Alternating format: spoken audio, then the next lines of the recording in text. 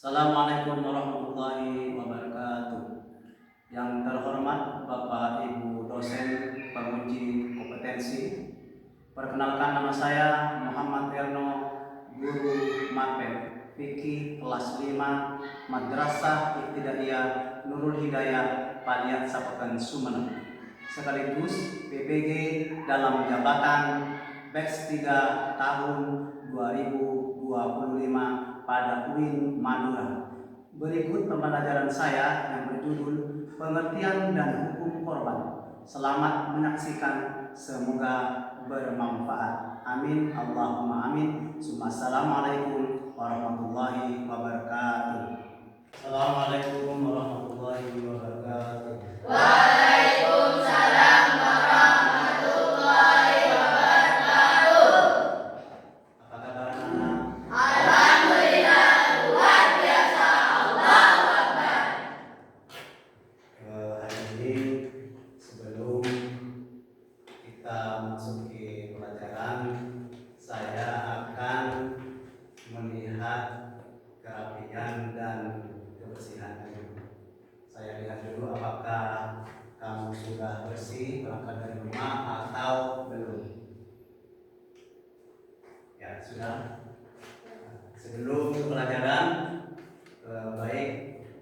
sebelum kita mulai pelajaran, lebih baik dan lebih sempurnanya dan lebih lengkapnya, kira-kira kita bersama-sama membaca doa kepada ketua kelas untuk memimpin doa. Duduk, siap, gerak. Sebelum kita memulai pelajaran hari ini, marilah kita membaca doa. Baca doa mulai.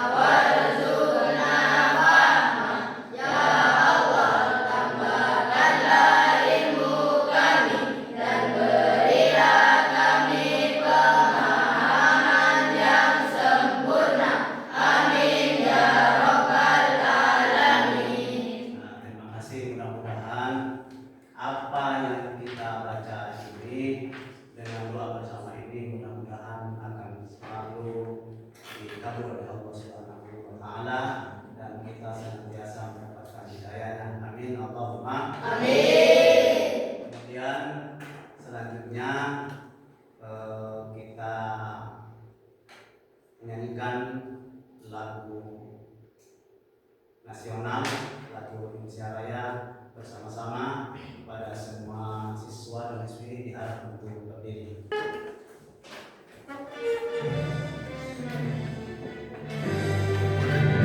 Indonesia, tanah airku, tanah tumpah darahku. Bisa aku berdiri berpandu ibuku. Indonesia kebangsaanku,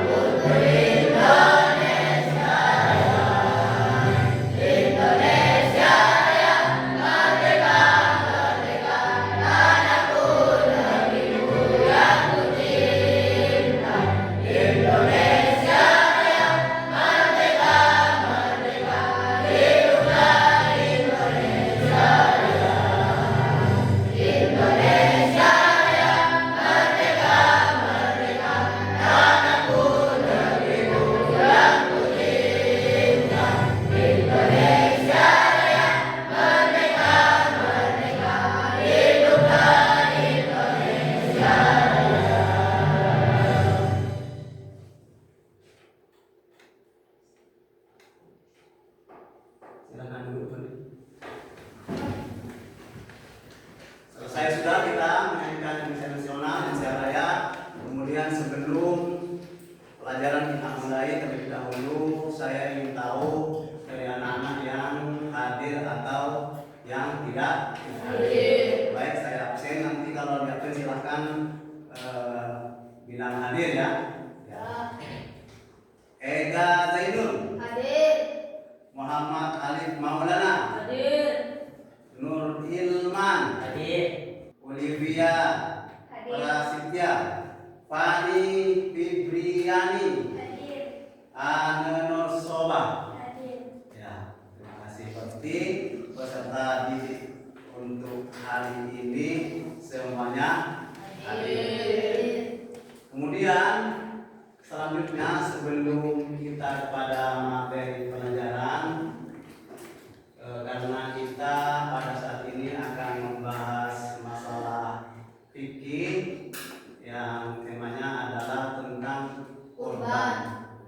Sebelum kepada materi inti, mungkin terlebih dahulu ada dari salah satu siswa yang bisa dan tahu apa sebetulnya dari korban itu. Maka saya ingin tahu sejauh mana pengetahuannya pada saat ini. Coba kira-kira saya coba satu saja. Apa manfaat korban kepada diri kita, kemudian juga untuk masyarakat? Saya Pak. Ya, coba ya. Bagi diri kita menambah kedekatan kepada Allah Subhanahu wa taala serta mengurangi dari dosa serta menambah rasa syukur kepada Allah Subhanahu wa taala, dan kedua bagi masyarakat mengurangi kesenjangan sosial. Oh, bagus. Mengurangi kesenjangan sosial. Kira-kira kalau hanya satu ini kurang, harus nambah dua. Ya. Ya, coba nambah dua. Karena ini masih semangat ya, masih semangat. Coba kalau masih semangat saya coba apresiasi satu. Adakah madrasah Ibtidaiyah Nurul Hidayah di sini? Ada. Di mana? Di sini.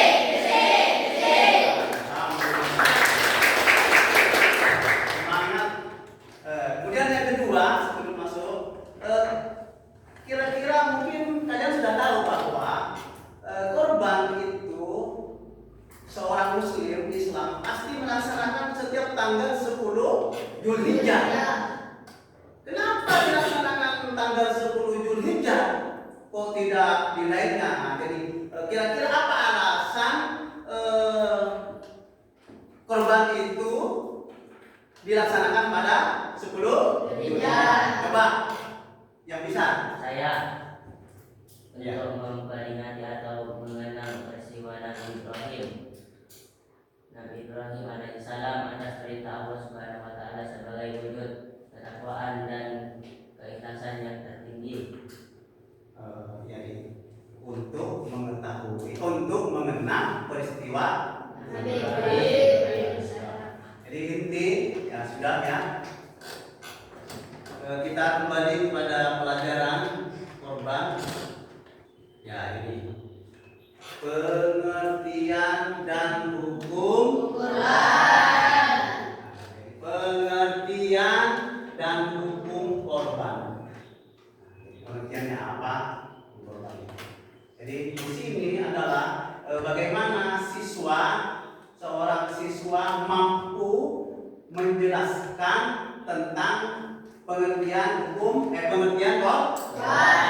Jadi siswa mampu menjelaskan tentang pengertian korban. Kemudian yang kedua, siswa mampu menjelaskan tentang dasar-dasar hukum korban.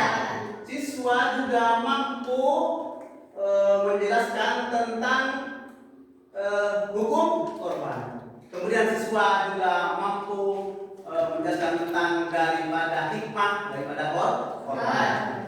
Korban itu adalah, jadi korban itu adalah salah satu ibadah penyembelihan korban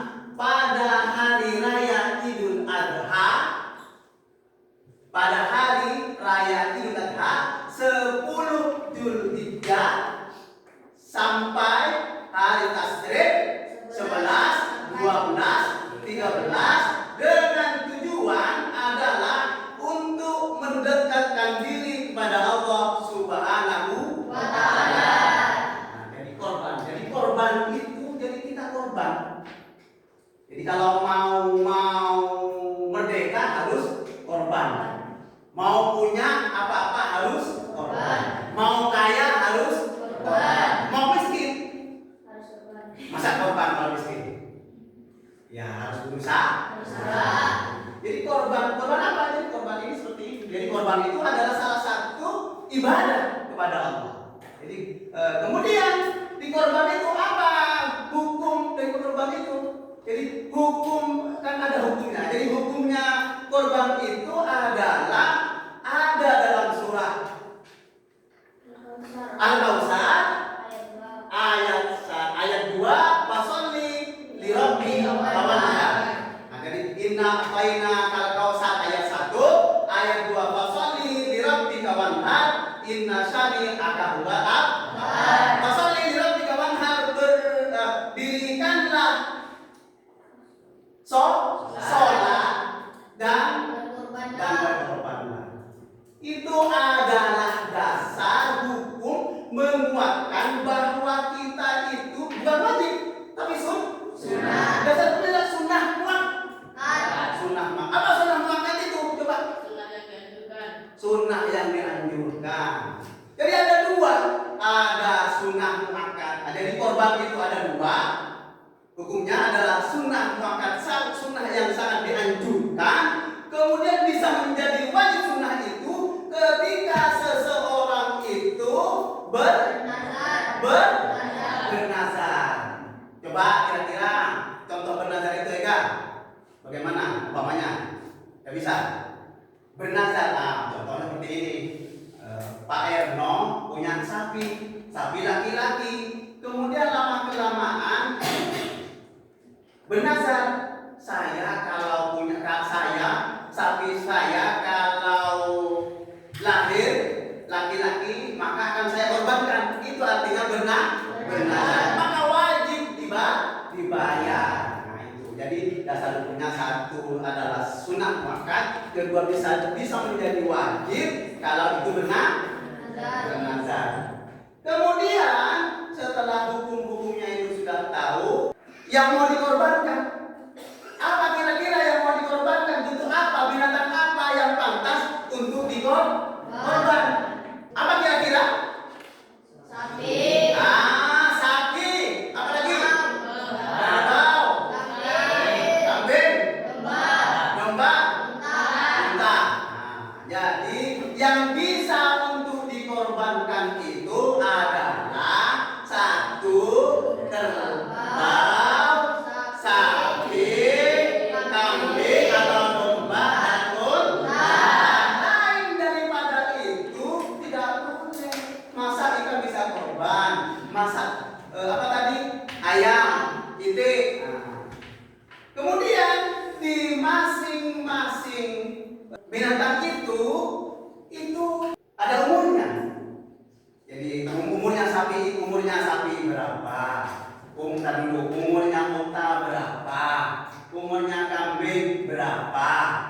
Umurnya sapi, kambing. Coba kira-kira kalau umurnya sapi kira-kira berapa tahun itu bisa dikorban? 2 tahun ke atas. Berapa? 2 tahun ke atas. Kalau unta? 5 tahun ke atas. Kalau domba? 2 tahun ke atas. Domba itu garis miring sama dengan kambing. Nah, kalau tadi jadi dasar hukum daripada kekuatannya untuk berkorban itu kalau tadi adalah ada dua, satu sunat muakkad dan nazar itu, kemudian dikuatkan oleh landasan sejarah daripada Nabi Ibrahim. Jadi sejarah kenapa menjadi ada korban? Karena pada saat itu Nabi Ibrahim bermimpi menyembelih anaknya yang bernama Nabi Ismail untuk disembelih atas perintahnya Allah. dia disuruh menyembelih anaknya oleh Allah. Kalau kira-kira saya atau Ega nanti bermimpi disuruh menyembelih anaknya oleh Allah, mau enggak Ega? Enggak. Hah? Enggak. Ini kan perintah dari Allah. Mau Pak. Mau. Tapi takut masih. Ya takut Pak. Ya masih takut masih. Jadi landasan kuat kenapa korban itu sangat kuat mendukung adanya korban karena ada salah satu dari Nabi kita yang Nabi Ibrahim dengan istrinya, istri Hajar mempunyai anak Nabi Ismail bermimpi untuk disembelih. Tetapi karena cintanya Nabi Ibrahim dan ikhlasnya kepada Allah, maka dilakukanlah Nabi Ismail itu untuk disembelih. Dilakukanlah Nabi Ismail itu dibawa kepada bangsa itu disembelih. Tetapi lama-kelamaan tidak terjadi sembelih, maka datanglah malaikat Jibril utusan dari Allah, digantilah Nabi Ismail itu dengan domba. Inilah sekarang itulah menjadi salah satu sejarah bahwa kita ini harus berkorban. Korban itu juga harus memenuhi syarat. Orang yang berkorban itu juga harus memenuhi syarat. Coba syarat pertama adalah harus Islam. Ya harus Islam lah berkorban. Harus Islam itu membaca dua kalimat syahadat asyhadu an la ilaha illallah wa asyhadu anna muhammadar rasulullah. Allah Nabi Muhammad yaitu. Kemudian yang kedua adalah merdeka. Yang ketiga adalah balik berakal. Kalau tidak berakal tidak bisa. Yang keempat adalah harus mampu. Masa orang mau berkorban punya hutang banyak mau berkorban?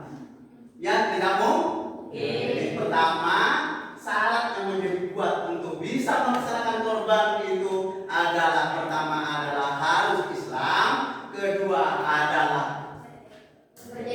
merdeka, ketiga adalah balik, keempat mampu. Selesai.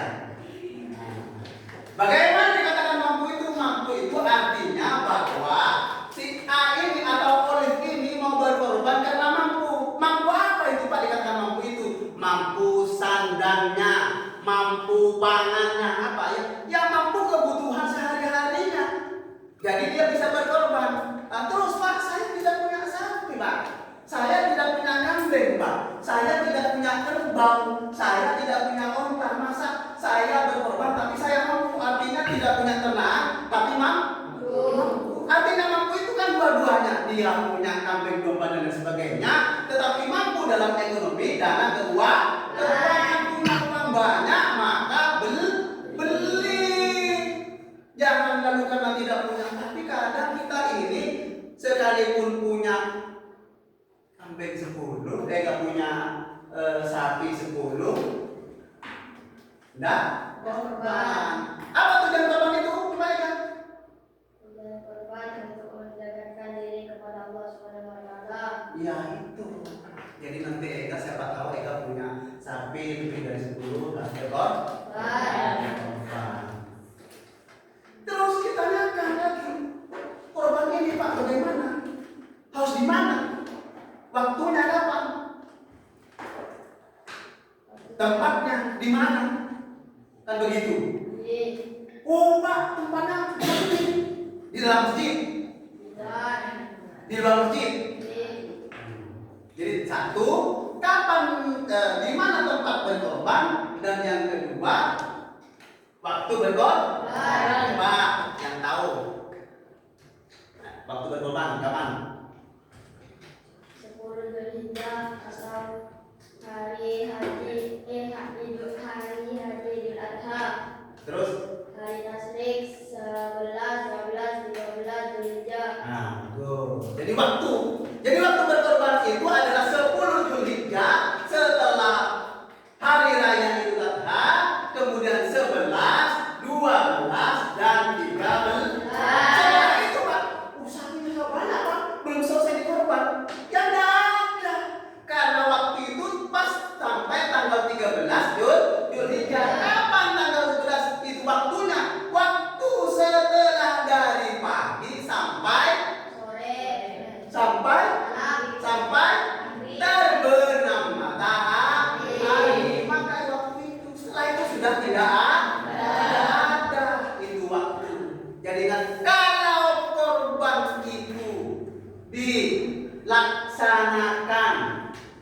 sebelum hari raya, umpamanya, saya mau berkorban, nggak usah nunggu Idul Adha, tinggal 1 hari, besoknya.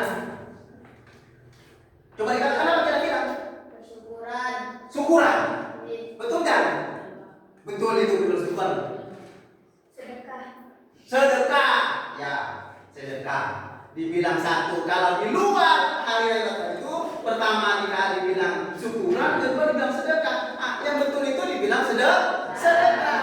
Yang betul itu dibilang sedekah. Kalau di luar. Tapi kalau di dalam itu sampai setelah hari raya itu, maka itu dikatakan korban, dan itu dikatakan mendekatkan diri itu.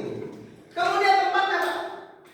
Tempatnya di mana kira-kira tempatnya itu untuk berkorban itu? Ya. Tempatnya kira-kira yang bagus itu tempat untuk berkorban itu di mana kira-kira? Di luar masjid. Di luar masjid. Jadi tempatnya berkorban itu bisa dilaksanakan di halaman masjid. Tetapi bukan salah satu kewajiban untuk melaksanakan korban itu harus di masjid. Tidak ada kewajiban, karena pada masanya Rasulullah ada salah satu sahabat melaksanakan korban itu tidak mesti di masjid, tetapi di tempat penyembelihan korban, apa namanya, pejagalan. Ada itu tempatnya motong sapi. Jadi tidak mesti harus di masjid. Di mana lagi? Di rumah boleh. Di mana lagi? Di surau boleh. Di mana di surau? Di musola boleh. Di rumah Pak, saya Pak, katanya Ega, saya Pak mau potong korban Pak. Di rumah Pak, boleh. Jangan di masjid. Panggil yang bisa, kemudian dibagi. Jadi ini adalah salah satu penjelasan tentang korban. Jadi korban itu dari awal sampai tempatnya itu sudah jelas bahwa korban itu tempatnya 1 tidak mesti harus di masjid, tetapi di rumah juga bisa dilaksanakan, di musala di masjid dilaksanakan selama tepat pada hari tasyrik tanggal 11, 12 dan 13.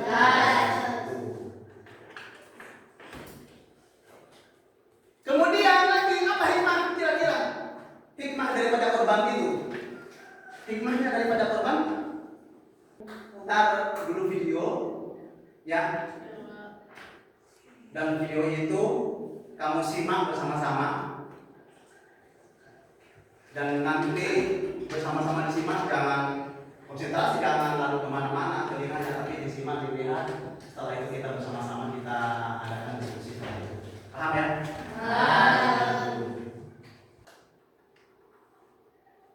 Ya. Lihat coba. Dengarkan. Assalamualaikum Pak Haji. Waalaikumsalam. Ada Ali. Ali dari mana? Ali baru saja pulang bermain. Terus Ali lihat Pak Haji di sini. Pak Haji, Ali bingung deh. Dari tadi di pinggir jalan, kenapa banyak pedagang kambing dan sapi ya? Jadi pada saat Idul Adha, umat Islam selalu melaksanakan ibadah kurban. Kurban. Kurban itu apa Pak Haji? Kurban itu berasal dari bahasa Arab yang berarti dekat. Disebut juga dengan istilah udhiyah atau dahiyah yang berarti hewan sembelihan. Aisyah, kan bentar lagi Idul Adha. Aisyah tahu nggak apa itu kurban dan bagaimana hukumnya? Aisyah tahu kurban itu apa? Hukumnya apa ya Pak Haji? Aisyah lupa. Hukum menyembelih kurban adalah sunnah muakkad bagi yang mampu melaksanakannya. Aisyah tahu apa itu sunnah muakkad? Tahu dong Pak Haji, sunnah muakkad itu sunnah yang sangat dianjurkan atau diutamakan. Pintar sekali Aisyah.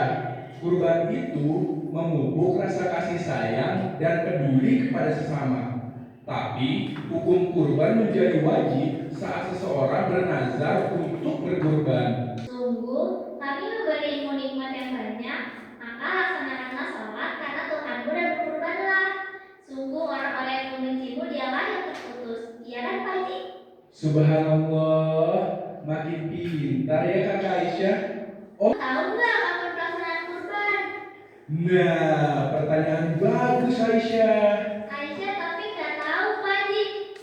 Waktu menyembelih kurban itu diperkirakan dimulai setelah terbit matahari sesudah sholat Idul Adha dan khutbahnya, yaitu pada tanggal 10 Zulhijjah dan 3 hari Tasyrik pada tanggal 11, 12, dan 13 Zulhijjah. Terus waktu berakhirnya kapan? Waktu berakhirnya saat terbenamnya matahari di tanggal 13 Zulhijjah. Emang ada ya Pak Haji waktu sebaik-baiknya menyembelih kurban? Ada Syah, setelah sholat dan khutbah Idul Adha. Kalau menyembelihnya bukan di waktu yang ditentukan, gimana Pak Haji? Ya kurbannya jadi nggak sah, tapi terhitung jadi sodako biasa.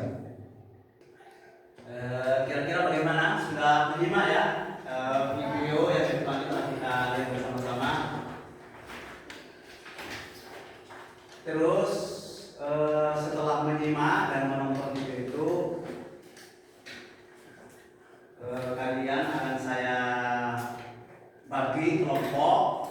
Jadi di sini anggap di sini kelompok A, di sini kelompok B, dan di sini kelompok C. Nah, dari masing-masing kelompok ini silakan berdiskusi tentang apa yang kamu lihat tadi di video ini. Tadi kertasnya satu.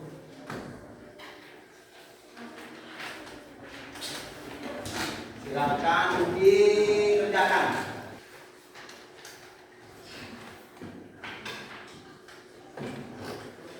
Ditulis, dikerjakan. Ya, tadi kan dijelaskan masalah apa pengertian korban, apa hukum korban, dasar-dasar. Kemudian keutamaan korban. Kemudian tempatnya di mana? Kalau di luar hari raya itu apa namanya? Silakan dibisikan, kemudian ditulis. Nanti kita presentasi ke depan. Kelompok siapa yang bisa maju ke depan untuk diskusi. Jadi tanya jawab.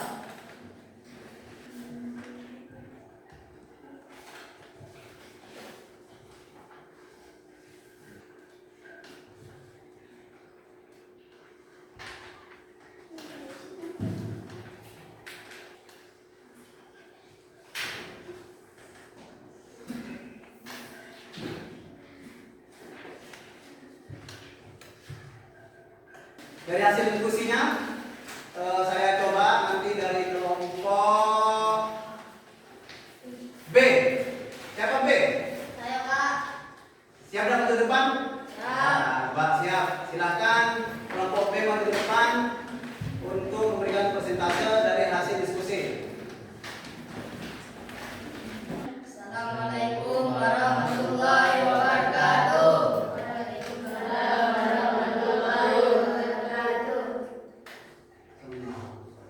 Jelaskan hukum melaksanakan kurban.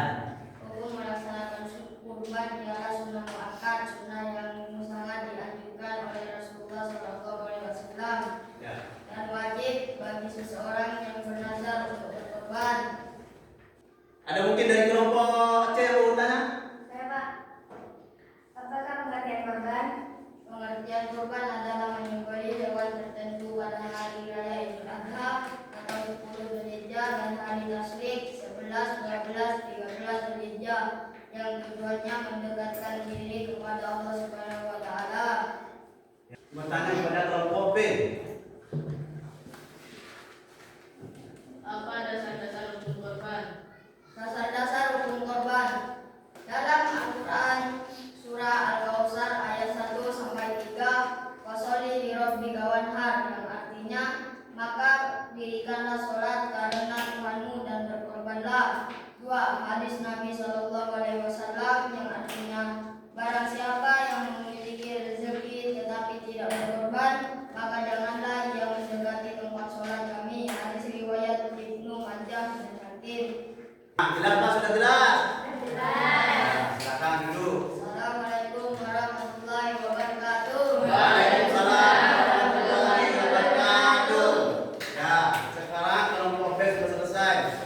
jelas ya? Sudah jelas? Kalau sudah jelas, semuanya sudah jelas, berarti menjadi ilmu bagi kamu. Sekarang saya punya tugas untuk kamu lagi. Siap untuk tugas? Ya. Bagi.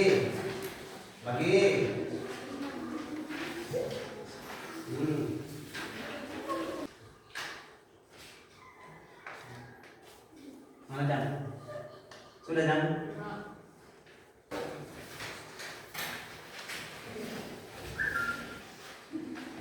Baik anak sekalian ya, kita telah melaksanakan pembelajaran fikih yang berjudul tentang korban, pengertian korban dengan hukum korban. Jadi kesimpulannya bahwa korban itu tujuannya adalah mendekatkan diri kepada Allah Subhanahu Wa Taala. Dan hikmahnya adalah kepada diri kita untuk menambah ketaatan, untuk menambah keimanan kepada Allah Subhanahu wa Ta'ala. Hikmah pada masyarakat kepada orang lain adalah menambahkan kebersamaan, menambahkan kesosialan kepada masyarakat. Saya kira ini sudah cukup pembelajaran fikih pada hari ini. Mudah-mudahan apa yang kita pelajari ini menjadi ilmu yang bermanfaat, menjadi ilmu yang bermanfaat. Amin. Allahumma amin. Ketemu besok lagi pelajaran yang sama, kita bahas tentang fikih. Mudah-mudahan dipanjangkan umur kita, disehatkan oleh Allah Subhanahu wa Ta'ala. Mari kita akhiri pelajaran ini dengan pembacaan hamdalah bersama-sama. Alhamdulillah.